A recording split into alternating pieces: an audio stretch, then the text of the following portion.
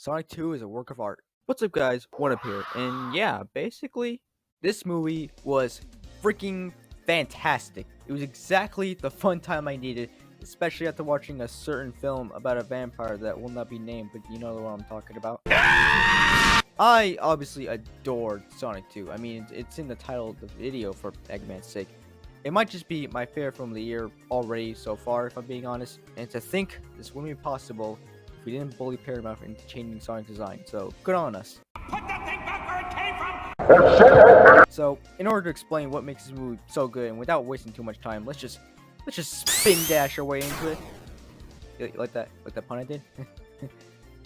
No? Okay, whatever.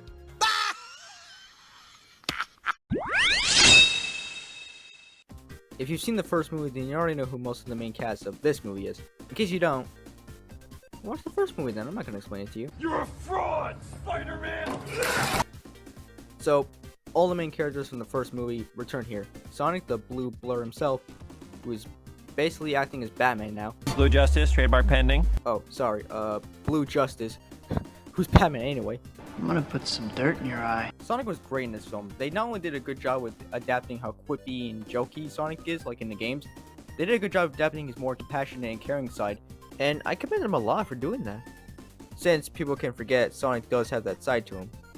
I wouldn't say he's 100% accurate to his game counterpart, but honestly, that's fine. I love what they're doing with Sonic here, and I can't wait to see where it goes. Oh, Rosie, I love this boy. Along with Sonic returning are his two foster parents, Tom and Maddie, ready to help Sonic when he needs it. I really like their dynamic here. Normally in films like this, where the center focus is on a non-human character, I usually don't like the human characters. But in this film, I actually really do like Tom and Maddie a lot. They're probably two of the best human Sonic characters, like, ever, of any media. And they felt just like a genuine... Say it with me now. Family. Also returning is the Mad Doc himself, Dr. Robotnik, or Eggman if you will, played by Jim Carrey, who really embodies the character extremely well.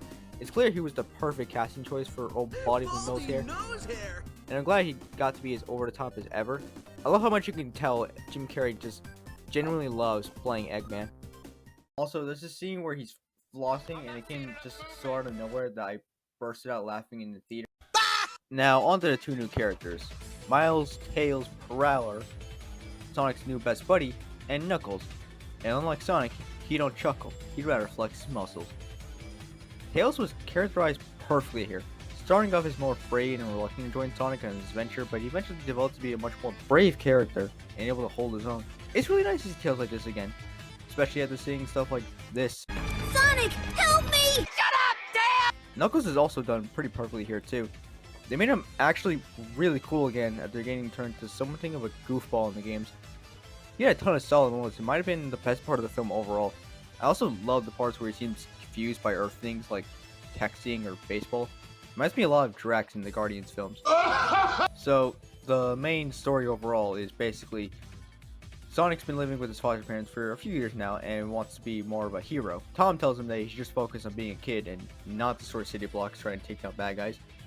I mean, he did a better job than Spider-Man did that one time. Just don't call me late for dinner, you get it? After that, Tom as well as Maddie go to Hawaii for a wedding, meaning Sonic has the house all to himself.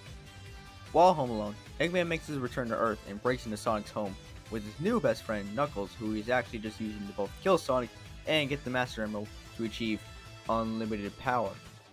That's no good. Sonic meets Tails after a fight with Knuckles. They find out what the Master Emerald is, and then they head out to Siberia to go find it. They also get into a dance battle, and I like how during it, Sonic does the adventure pose, and it's really cool. I understood that reference.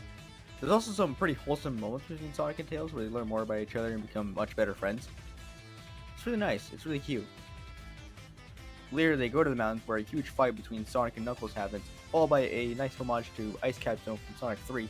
Do you know the... No. Sonic calls Tom to use the ring to portal the way out of there before Gun shows up to arrest the three of them. Sonic, Tails, and Tom.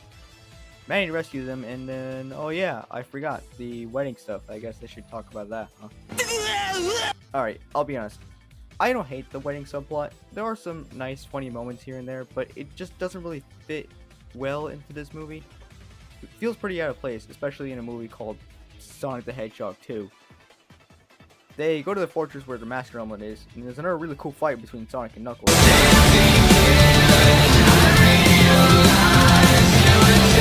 Then Knuckles gets betrayed by Eggman, unsurprisingly. Eggman, with his new powers, uses them to create the Death Egg bot from Sonic 2, the game, not the movie. Well, technically the movie, but whatever. Sonic and Knuckles also have a nice moment together on the island where they learn more about each other. And Sonic realizes that Knuckles isn't a bad guy, he's just been tricked by Eggman, is all. Then Tails comes to rescue the two of them so that they can go off and defeat Eggman. Sonic and his new pals then work together to defeat Eggman. During a fight, Eggman loses the Emerald powers, only for Sonic to get them, and he ends up becoming Super Sonic. And he absolutely just one-shots Eggman. It was so cool seeing that. That's why he's the GOAT! After that, Eggman is defeated. They celebrate with a nice game of baseball. Then there's an after-credits scene where Gunn is talking about a secret project from 50 years ago. And it's revealed to be Shadow. Oh my god, I can't wait to see more of him in Sonic 3. He looks so cool. I swear in the next movie, if Shadow says, "Where's that damn fourth Chaos Emerald?" I will actually sell my soul to Paramount and Sega. I'm not joking. Overall, this story was great. It was a little dragged down by the whole wedding subplot, but man, it really made up for it in the end. I commend the people working on this film about actually caring about the source material. Unlike some people.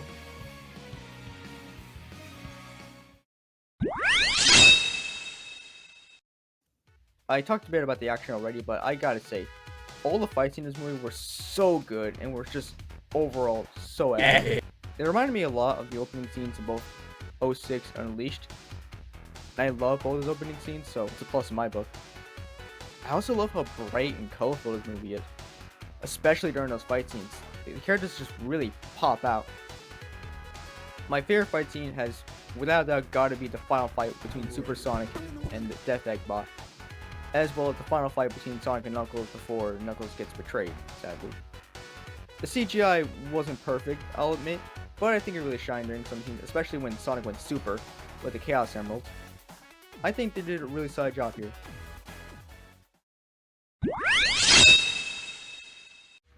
Fan service in this movie was amazing.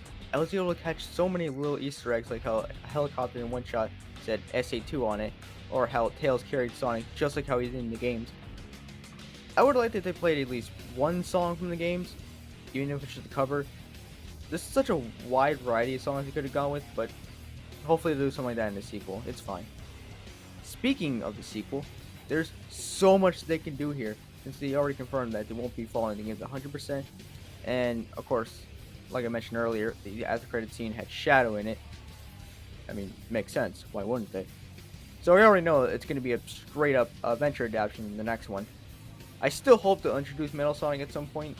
Maybe not in the next one, since I'm not exactly sure how he'll fit in. But maybe we'll get an after credit scene where Eggman decides he's finally going to put the quill he got from the first movie to good use and uses it to create Metal Sonic.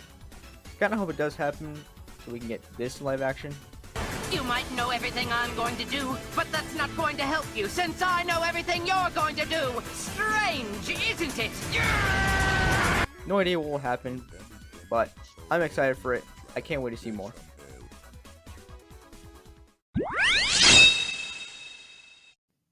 Sonic 2 is overall a great film, and I think everyone can agree it is the best video game movie ever. Really showing us the genre is far from dead. It's only the second video game movie to come out this year after Uncharted, and while that film wasn't great, it was decent at least. Sonic was still infinitely better, however. I only hope the Mario movie can be just as good.